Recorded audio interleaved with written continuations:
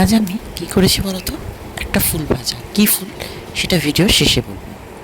ফুলটাকে আগে ভালো করে পরিষ্কার করে নিতে হবে, কারণ অনেক পোকামাকড় বা নোংরা থাকতে পারে। তারপর একটা ব্যাটার তৈরি করে নিতে হবে। চালের গুঁড়ো, লঙ্কার গুঁড়ো, নুন আর একটু কালো জিরে। ব্যাটারটা এমন হবে না খুব পাতলা না খুব গাঢ়। ব্যাটারটা কিন্তু জল দিয়ে ভালো করে গুলতে হবে, যেন দানা দানা না থাকে। এই ফুলগুলোকে ভালো করে ব্যাটারের মধ্যে ডুবিয়ে তারপর তেলে এপিট ওপিট করে ভেজে নিতে হবে।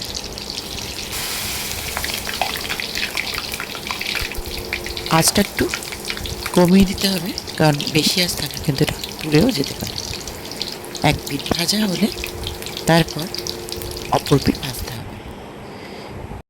ব্যাটারের মধ্যে কিন্তু তোমরা বেসনও দিতে পারো, কিন্তু আমার বেসনটা ভালো লাগে না অতটা, যেহেতু অতটা মুচমুচে হয় না বলে চালের গুঁড়াটাই বেশি পছন্দ করি।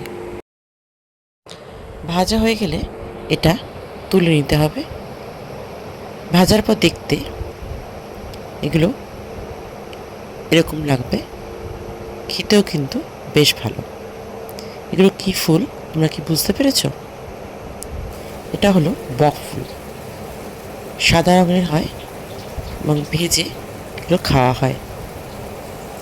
খেতে কিন্তু ভালোই লাগে। তোমরা কে কে খেতে পছন্দ করো জানিও।